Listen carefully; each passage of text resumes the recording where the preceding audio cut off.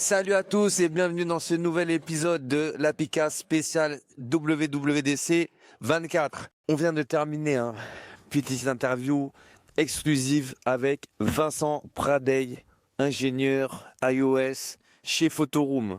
Donc un coucou à Vincent, merci d'être passé dans l'Apicast. On va enchaîner la suite de l'épisode avec nos invités, nos compagnons de voyage, mes compagnons que vous avez pu peut-être déjà voir dans les stories sur Apprendre, Suivre, Tu vois, mais si vous ne les connaissez pas encore, je vais vous les présenter dans quelques instants. Mais avant ça, je tenais une fois de plus aussi à vous remercier pour le soutien, parce que grâce à vous, l'Apicast continue à se développer. On a des invités exceptionnels qui vont justement passer tout au long dans l'Apicast, donc dans la version format long. Comme je vous le disais, on est dans une émission spéciale WDC, donc on va capter toutes les réactions, les news, les réactions. Et aujourd'hui, nous sommes avec Ray. Il se présentera, hein. On l'appelle Ray, c'est Raymond, hein. Mais c'est un Américain. Il est devenu américain dans quelques jours. 50 Ray. Et Elliot Knight ici présent, assistant caméra, il fait la mise au point et tout ça. Il fait tout, il met aussi, il développe chez Decathlon. En tout cas, ils vont se présenter tour par tour. Déjà, on commence par Raymond. Comment ça va, Raymond? Merci à toi de m'inviter. Moi, c'est Ray, Guyane française. Je viens du 93. Je vais pas vous mentir, je suis arrivé à Cupertino par ton invitation personnelle, premièrement. Deuxièmement aussi, le suivi professionnel que tu as vu. Tu m'avais invité pour ton podcast de la saison 1 à apprendre sur UI et je t'ai expliqué un peu mon parcours professionnel et aussi mes attentes pour cette WDC et la promesse de voyager dans tes bagages, on va dire.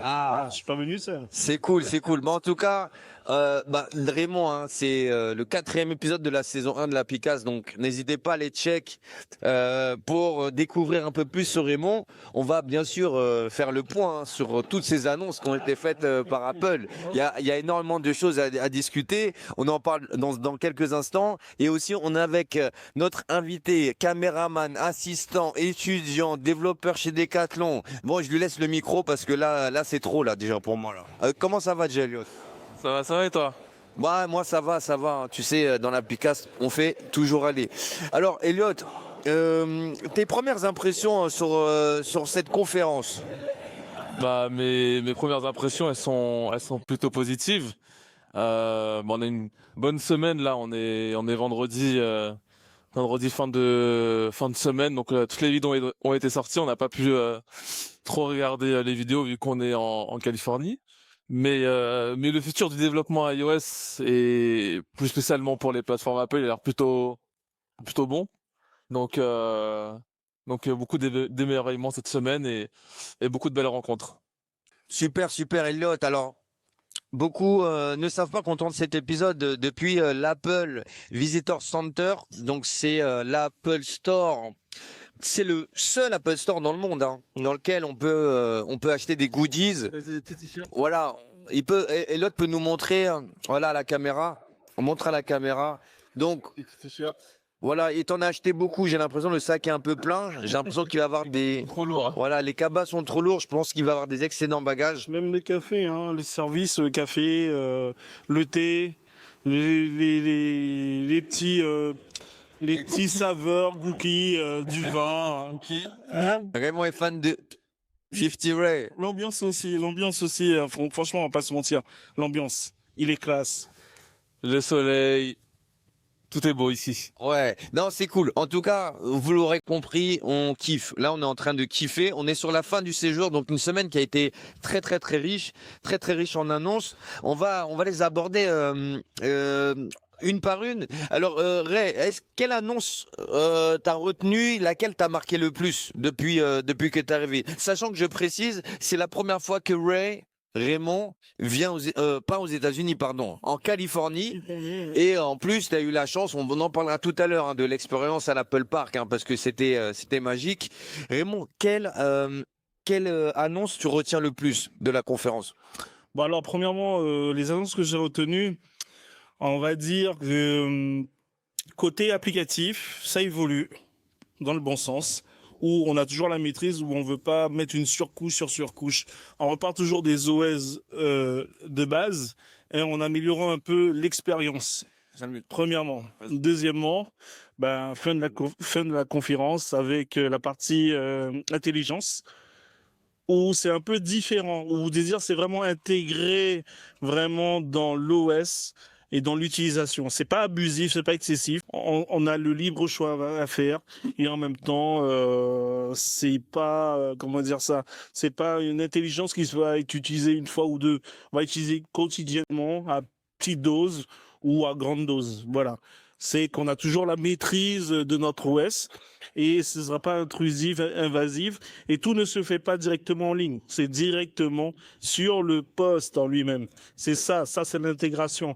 Là, on n'a pas de retard. On a appris aux autres concurrents, on va pas citer de nom, comment intégrer le futur dans une application ou dans la machine en question. Super, merci Raymond pour ton feedback. On va demander à Elliot aussi quelle annonce, on parlait d'intelligence artificielle avec Raymond, mais peut-être que qu'Elliot a un autre regard. Alors, qu'est-ce que tu as retenu, Elliot? C'est vrai qu'il y a eu l'Apple Intelligence, comme a dit Raymond. Moi, j'ai retenu d'autres choses. J'ai retenu que je suis pas fan du nouveau design d'iOS. Des couleurs, il y a trop de customisation à mon goût. Je trouve pas ça vraiment beau. Nous, les développeurs, on prend des designers pour se démarquer au niveau des icônes.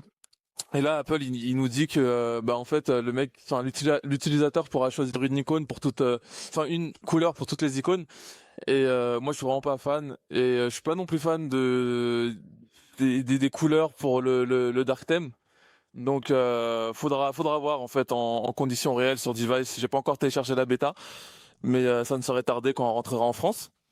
Et après il y a des improvements qui sont les bienvenus. Par exemple le scroll to top sur une tab bar quand tu mets un élément dans quand t'as une liste, t'as un scroll to top natif, t'as plus besoin d'implémenter ça à la main. Mais bon, c'est à partir d'iOS 18, donc faudra encore l'implémenter à la main pour les projets des clients ou pour les projets perso qui sont en dessous d'iOS 18. Après, j'ai pas encore regardé dans le détail, mais l'intelligence, elle est vraiment bienvenue parce que moi aussi j'ai des projets où j'avais envie de mettre de l'IA, mais je me disais bon, cette année elle va être charnière, donc je vais pas le faire, je vais attendre les annonces d'Apple, donc j'ai bien fait. Et après, ouais, moi je me rappelle, tout ce que je me rappelle, c'est qu'il y a beaucoup de customisation et je suis pas très fan, mais Apple prend les retours et je pense que en fait ils vont s'ouvrir à plus de personnes et plus de personnes Android vont venir, je pense, dans l'écosystème. Donc, ça sera bon pour notre business à nous et pour nos clients aussi. Merci, merci Elliot pour ton feedback et des impressions, même si pour le moment, on va dire la sur-customisation du device, pour le moment, tu vois ça plutôt d'un œil qui dégraderait un peu plus qu'améliorerait. De ce que j'ai l'air de comprendre, mais en tout cas iOS 18 il y a énormément aussi de nouveautés. On parlait de l'IA, vas-y. J'ai un dernier point, c'est un sujet qui est cher à notre cher Mickaël, à notre cher hôte, c'est l'accessibilité. Donc avec iOS 18 aujourd'hui, comme vous savez, Apple a sorti le casque Vision Pro et grâce à ses recherches et l'expérience que ça apporte, qui est nouvelle depuis un peu plus de 6 mois, Apple a sorti l'accessibilité par rapport au tracking des yeux. Donc aujourd'hui, les gens qui pourront pas forcément utiliser leurs mains peuvent utiliser leur iPhone avec les yeux. Donc c'est super puissant et du coup ça sera sur iPad et sur iPhone. Donc ça sera top pour ouvrir encore plus l'écosystème et entre guillemets discriminer beaucoup moins de personnes dans l'utilisation de nos apps. Donc à prendre en compte vraiment c'est quelque chose à prendre en compte sérieusement. Il y a pas de souci, merci Elliot. Alors effectivement, il y a eu énormément d'annonces, hein. On les a pas toutes listées. Moi, il y en a une en particulier qui a retenu mon attention, c'est la calculatrice. Alors au départ, je me suis arrêté à la calculatrice iPad. Alors je me suis dit, mais attends, une application aussi basique qu'une calculatrice, pourquoi elle n'était toujours pas sur iPadOS? Non, mais c'est vrai, on se posait la question. Ah oui, depuis très très longtemps. Pourtant, il y a eu plusieurs versions, au moins 10 versions avant d'arriver à la... Oui, mais même... Ouais. Ouais, ouais. Une tablette. En gros, tous les gens qui ont fait des apps calculatrices pour l'iPad, ils sont fait Sherlock là. J'avoue. Eh ben, ouais, force à tous les développeurs. Bien sûr qu'on fait une app pour calculette sur iPad, ben merci à vous. See you next time et merci d'être passé sur le store. Non mais Et surtout, il y a beaucoup de formules. Hein. ouais. Non, alors bah, moi je vous dis ce qui m'a marqué, ça paraît bête hein, mais l'application calculette enfin arrivée sur iPad, elle a éteint la lumière hein. Elle a éteint la lumière. Et je pense que c'est une démo de ce qu'on peut commencer à voir sur M4. Moi, j'étais déçu parce que on a vu les processeurs M4 Pro pour iPad. Et hormis l'app calculatrice avec du machine learning, avec des choses de fou, bah, j'ai l'impression qu'il est juste là pour montrer qu'il y a du M4 et grâce à ça, bon, l'action, elle a monté, bien sûr. Mais j'ai pas vu de réel bénéfice à l'iPad tout de suite, quoi. Bah, je pense que l'iPad, c'est un autre produit. C'est-à-dire que dans l'écosystème Apple, comme vous le savez, hein, Apple mise beaucoup sur l'expérience utilisateur, l'expérience aussi cross-device entre l'iPhone, l'iPad, le Mac. Comme on a pu voir aussi le screen mirroring, hein, pour moi, qui a été aussi une annonce qui a été super intéressante. Bien sûr, pour pouvoir permettre, par exemple, je prends pour l'exemple des développeurs, on peut streamer, en tout cas, oui, je sais pas si je peux le dire comme ça. Oui, on peut streamer en fait les miroiter, miroiter l'écran en fait de son téléphone directement en fait sur le Mac. Et ça c'est top hein, par exemple pour faire des partages, des démonstrations live. Avant on devait passer par QuickTime, tu branchais ton cam en mode rec. Bon, Le son du device, parce que moi, j'ai fait des démos sur VoiceOver et le son, il reste sur device. Du coup, tu montrais l'écran, mais t'avais pas le son. Du coup, fallait renvoyer un screen record sur Slack pour montrer que t'as le son. Enfin, un enfer. ouais, c'était quand même un enfer.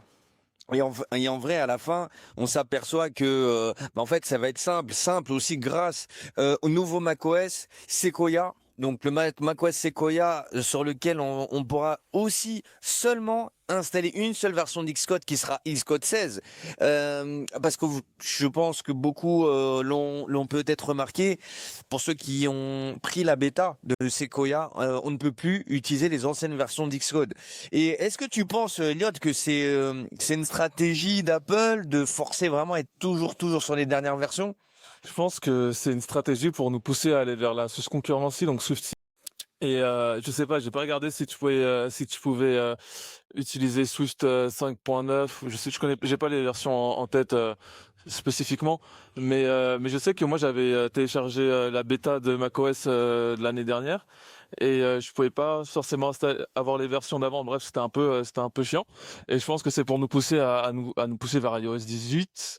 Enfin, peut-être pas forcément, mais à nous pousser vers les nouvelles features de Swift et à faire compiler nos apps le plus rapidement sur sur les nouvelles versions d'Xcode.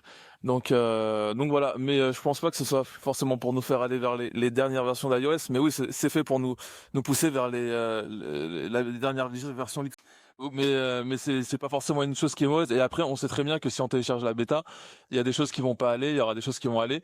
Mais ne vous attendez pas à avoir forcément Xcode 15. Et attention avec les bêtas, car vous pouvez pas envoyer d'app sur le store tant que iOS 18 n'est pas sorti. Et donc, il faudra attendre l'iPhone 7.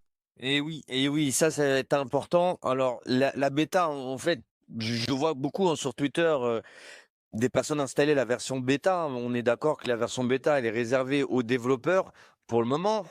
Rien n'empêche, bien sûr, de l'installer, mais vaut mieux prévenir que guérir, parce que en fait, installer une bêta, c'est aussi une source de pouvoir perdre ses données. Et en fait, s'il se passe quelque chose pendant cette période, ben en fait, vous pourrez rien faire puisqu'il n'y a pas de support et le risque, il est vraiment présent. Donc, il y en a pour qui ça se passe très bien.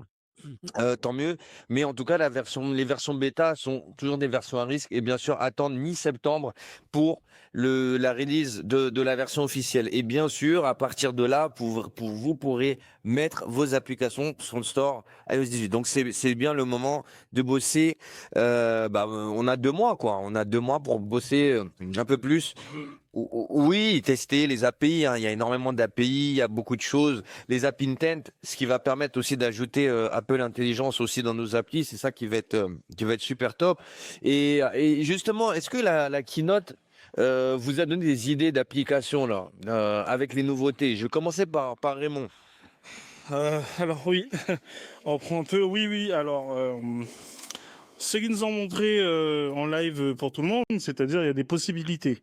Après vient la couche développeur, c'est-à-dire vous, dev, qu'est-ce que vous allez proposer de nouveau ou d'avancées majeures par rapport à ce que vous avez vu initialement. Parce que les API, c'est les nouveaux frameworks qui sont arrivés. Et en même temps, moi, j'ai pensé à une ou deux applications Ouais. qui permettraient de, je vais pas révolutionner, mais au moins d'ajouter une petite pierre à l'édifice. Voilà. À bientôt. Ça serait quoi? Il y aurait quoi dedans? Alors, par exemple, voilà, bientôt. Non. Par exemple, faisons une application de partage. Ben voilà, on passe des vacances ensemble, on partage les notes, les frais, et puis on se réunit tous. C'est pas mal avec une petite intelligence calculatrice. Voilà. Mais par exemple, splitter. Splitter, voilà, le split. La preuve, regarde, je vais juste vous raconter la petite anecdote. L'histoire de Raymond, en fait, de son application, c'est vraiment une vraie story. Parce que on était en galère, donc je cite pas la personne concernée, mais on était en galère, en fait. Tu sais, au moment de splitter la note, parce qu'en fait, quand ils te servent la note à payer, quand on fait une commande groupée, ben c'est une note entière. Et nous, on a l'habitude, peut-être en France, voilà, soit de payer à la carte, etc. Mais le problème, c'est que ici, il y a la notion de tips en plus, de taxes qui vient s'ajouter, donc on sait plus trop combien. Ouais, mais on sait pas comment splitter des taxes, on sait pas comment gérer ça. Et en plus, tu peux ajouter un tips manuel encore. Ah, t'imagines? Bah oui. Et attention, ils sont malins. Pour chaque division fait, si tu ajoutes du type, ça fait plus pour eux encore. Ah oui. Ah, Bah, faut penser à ça aussi. c'est pour ça. Et donc et du coup, c'est un casse-tête en fait. C'est un casse-tête pour quelque chose qui nous paraît simple, mais à la fin, on sait plus trop où on en est. Et je pense que c'est à ouais, Raymond, vas-y. Une armoise. Eh ben, Au moins en France, la TVA elle est directement prise en compte. Donc, Monsieur Ray, we wait your application. Ah ben, j'appellerai l'ardoise. l'ardoise, vous voyez, dans une discussion, on vient de créer un concept d'application. Générer ton applicone avec Apple Intelligence. Ah oui. Par contre, oui. Eh, on pourra. Ah, JM, c'est notre designer. En tout cas, j'espère qu'il va écouter et regarder cet épisode. Mais non, je pense pas que ça soit la fin. Je pense pas que ce soit la fin des designers. D'ailleurs, moi, j'aimerais avoir votre avis. Mais est-ce que pour vous, le fait qu'Apple ait mis son IA de génération d'images, est-ce que vous pensez que ça y est, c'est fini, il y aura plus besoin de designers demain? Non, bah en fait, quand ChatGPT venait de sortir, les gens ils disaient ouais, on n'aura plus de taf, nous les développeurs, mais en fait aujourd'hui c'est pas, je vais pas dire les développeurs juniors qui vont être remplacés, mais quand tu voudras faire des choses simples, l'IA saura le faire, genre changer des couleurs, changer des fontes, faire des choses assez basiques. Donc non, c'est très bien, c'est très bien. Et Raymond, qu'est-ce que tu en penses, les designers? Est-ce que les designers, ça y est, c'est bientôt la fin, d'ici 2-3 ans? Parce que tu avais un avis assez spécial aussi sur l'IA. Oui. On va faire un autre, voilà, on va faire une autre partie de cet épisode pour juste en parler. Mais concernant sur les designers, qu'est-ce que tu penses? Est-ce que tu penses que ça va être terminé, on n'aura plus besoin? Alors, on aura toujours besoin. C'est vrai que l'IA te fait gagner, on va dire, c'est gratuit, un peu plus, oui. Mais le designer, n'oublions pas qu'est-ce qu'il y a derrière l'IA, c'est une personne qui design aussi, qui vous donne un rendu ou une conception par rapport à une image qui a déjà été. Et l'ordinateur, il modifie pour apprécier par rapport à des thèmes ou des jeux d'instruction de mots que vous avez. Voilà. Mais sinon, quoi qu'il en soit, il y aura toujours des designers derrière. Oui. Non, je pense aussi, après, voilà, je pense que ça va permettre de faire upgrade les, comment on appelle ça, les métiers. les métiers, le métier de designer aussi, peut-être aussi que l'IA, ça va aider les designers aussi à être plus productifs, à aller plus vite, hein, comme c'est le cas dans le développement. Mais jusque-là, toi, de toute façon, on a passé de toute façon une keynote pour moi qui a été magnifique, qui a été exceptionnelle.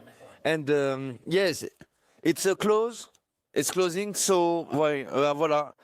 Merci en tout cas, on arrive à la fin de l'épisode, hein, parce que là maintenant on nous botte les fesses. Donc voilà, le sac, voilà, tu peux tourner la pomme, hein, comme ça on voit la caméra. Donc dans le sac, voilà, il y a plein de t-shirts, il y a plein de choses dedans. Mais en tout cas, on a passé un super moment à l'Apple Park aujourd'hui avec Elliot, avec Raymond, Ray. Et en tout cas, merci d'avoir suivi aussi l'épisode. On fera un épisode spécial aussi pour parler des risques de l'intelligence artificielle, parce que Raymond, il avait un avis assez tranché. Il avait un avis, pour lui, il y a une durée limitée à tout ça. Mais ça, on en parle, on retourne à l'hôtel. De toute façon, on refera une partie. Merci à tous pour cet épisode.